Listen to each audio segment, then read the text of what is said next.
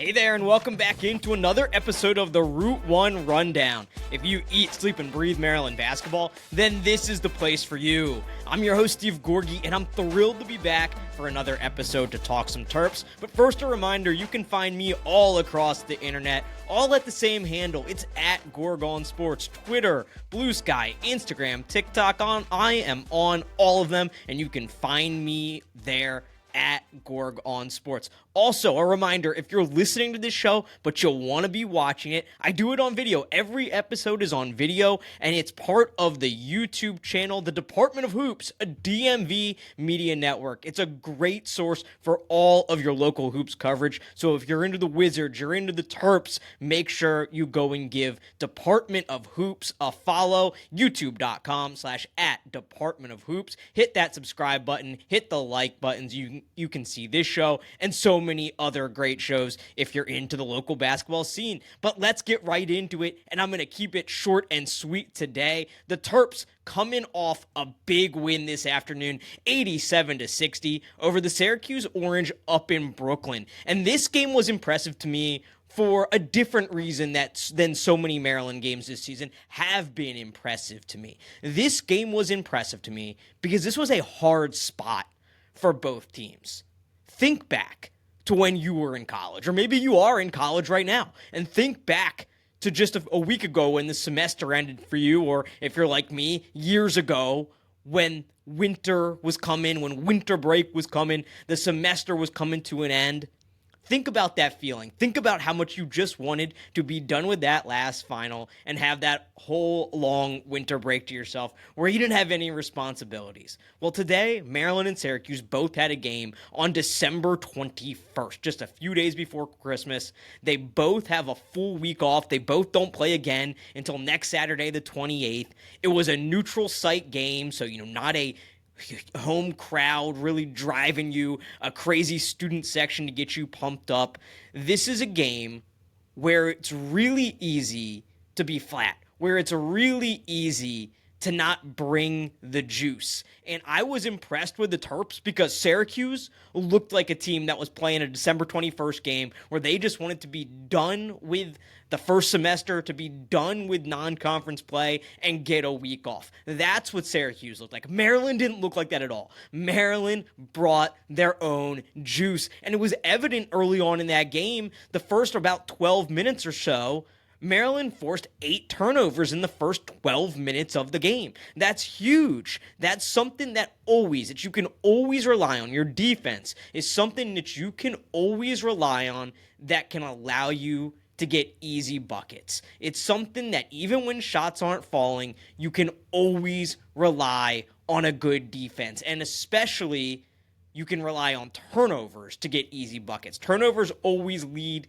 or not always, but often lead to easy buckets. And I'm sorry, it was actually 9 turnovers for the Terps in the first 12 minutes. So it was evident very early on to me that Maryland wasn't going to have the same problem that Syracuse was having. Maryland brought the juice defensively, forced those 9 turnovers early, and really ran away with this game. It was 43-17 at halftime, and there was never a moment in this game where I was sweating. There was never a moment in this game where I thought, oh, Maryland might lose this one, and ultimately they didn't. They win 87-60, and I was impressed with this team because they were able to bring their own juice. They didn't have a rowdy student section surrounding the court to get them fired up. It was in Brooklyn. It looked like a Syracuse heavy crowd, but I know plenty of Maryland fans who were there, who made the trip, who live in New York City, that wanted to go to that game, see the Terps, especially with the great start that they're off to. But there's nothing like a home crowd. Even if you're on the road, being on the road playing in a rowdy environment gets you fired up. Maryland didn't have that, and they brought their own juice today. They made sure that they were going to go into this break on a positive note. They weren't just trying to get through it. They were trying to dominate, and that's exactly what they did. They dominated a Syracuse team like they've dominated teams like Canisius, like Florida A&M, like Bucknell, like Alcorn State. That's how they dominated this Syracuse team today. Syracuse, not a very good team this year. I'm not trying to confuse anybody and try to imply that this is like vintage Syracuse and Jim Boeheim is coaching Carmelo Anthony on this team. That's not what they are. They're a 5-6 Six team, but they still have power conference talent. It's a different level of competition than, say, an Alcorn State, a Florida A&M, a Bucknell, a Canisius. This is different. Syracuse isn't having a good season. They're 5-6, but they still have talent on this roster, and it's still a game that if you don't bring that juice, you can absolutely lose. Well, that was never a question for Maryland. That was never a problem for Maryland today, and Maryland made Syracuse, a bad ACC team, look like a Canisius. And that's extraordinarily impressive to me. That's something that even in Mark Turgeon's best years at Maryland, they weren't doing that. They were often struggling through non-conference games, even against low major competition, where the final score, maybe they'd end up winning by 15, but it was a grind throughout the game. And this Maryland team is different. This is a Maryland team that is going to put their foot on your throat and step down when they have a chance. So just an unbelievable performance today for Maryland in a really tough situational spot.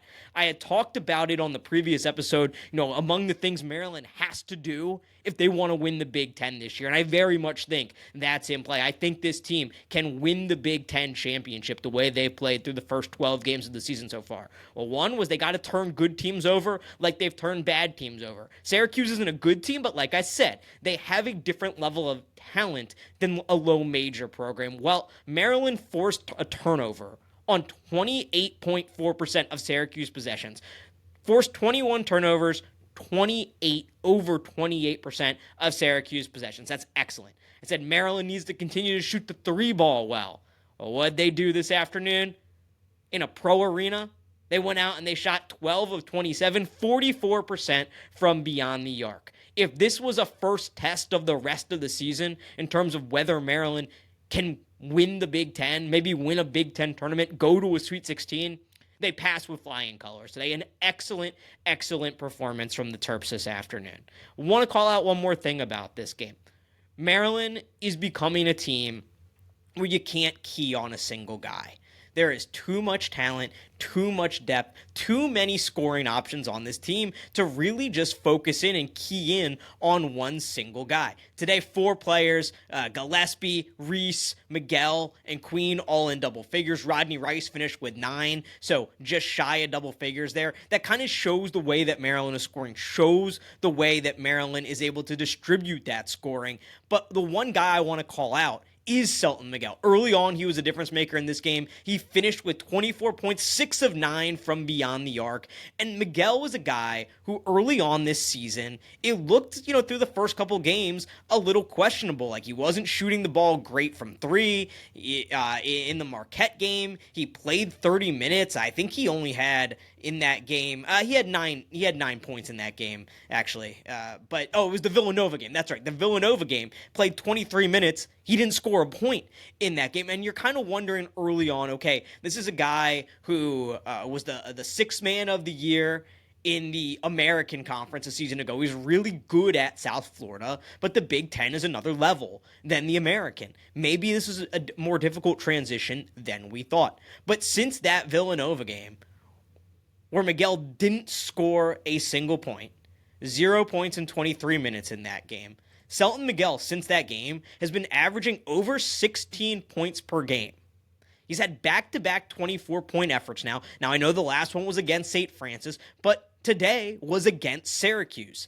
And Selton Miguel is the kind of guy, if he is really going, you have those 4 guys in the front court of Derek Queen and Julian Reese, in the back court of Jacoby Gillespie, Rodney Rice, those 4 guys, and you add to them a guy like Selton Miguel, who's now up to just under 45% from beyond the arc on the season. There are just too many guys and too many ways for Maryland to win on a night in and night out basis. And that's something that really excites me about the last few games. That's something that really excites me coming at it today against Syracuse, is the continued emergence of Selton Miguel, because he can be an X factor for this team. He can be a difference maker for this team. And if there is a night where Rodney Rice is cold from deep, where Jacoby Gillespie, for whatever reason, is cold from deep, maybe having trouble getting into the lane, if you can get Queen and Reese going and draw attention to him, you still have Selton Miguel who can hit those shots from the outside. And that's what really good teams do as you get deep into conference play, as you deal with that night in and night out grind, as you look for ways to win in March. You have to win left-handed. And at this point, I'm not sure what left-handed is for Maryland, because there are so many options. There are so many different ways for this team to beat you. So I want to close on this. I'm as excited about this team as I've been in an extraordinarily long time. I'm as excited about a single Maryland basketball team, this Maryland basketball team, as any team since probably the 2010 season.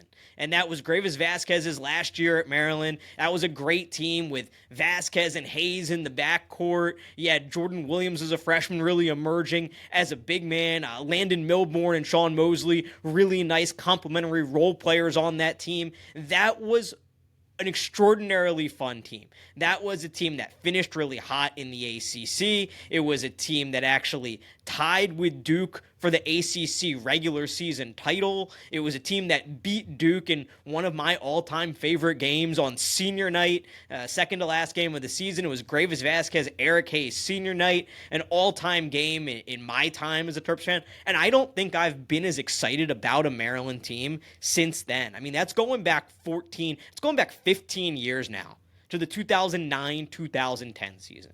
That's how good I think this Maryland team can be. And that season ended in disappointing fashion. Anybody who's been a long-time Terps fan, I'm sure, remembers that dagger Corey Lucius 3 against Michigan State in the second round of the NCAA tournament. The Terps made a huge comeback in that game, take a lead, and Corey Lucius hits a 3 to give Michigan State the win, send the Terps home as time expires. The real dagger about that, too, was that if Maryland won the game, Northern Iowa had upset Kansas in the second round, and Maryland would have played Northern Iowa, who was either a 8 or 9 seed. I can't remember offhand, but either an 8 or 9 seed in the Sweet 16. So there was a clear path there. It's a painful game, one of the most painful games I've ever seen as a Terps fan. I was devastated, and I was in college at the time, and Terps basketball meant way, way, way too much to me at the time. It was a devastating game.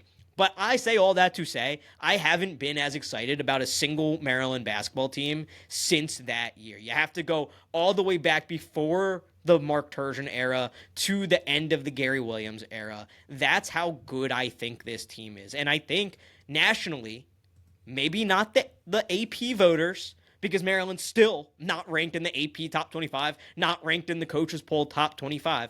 But around the country, when you look at the computer numbers, Maryland, number 11 right now in KenPom.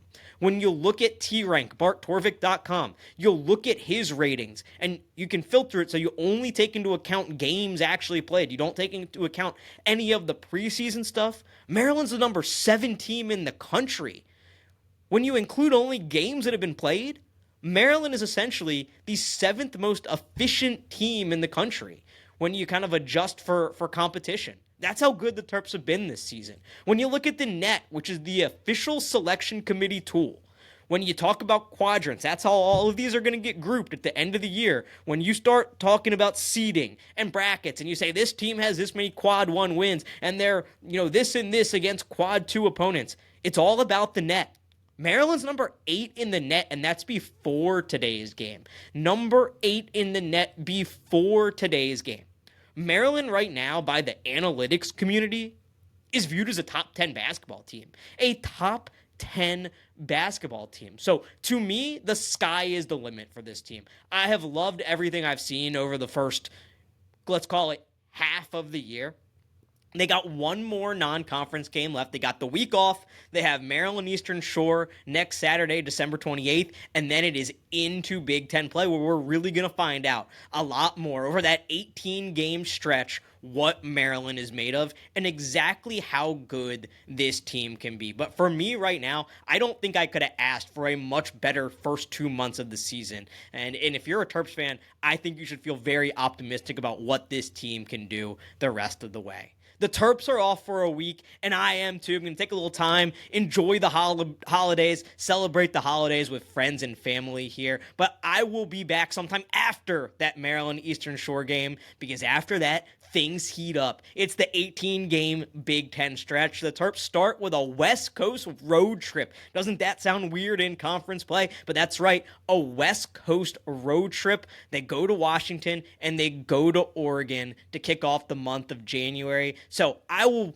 be out all this week, but I will for sure be back after that Maryland Eastern Shore game to preview that big time Big Ten road trip. That's the show for today, everybody. Thanks for hanging out with me, and until next time, this has been the Route 1 Rundown.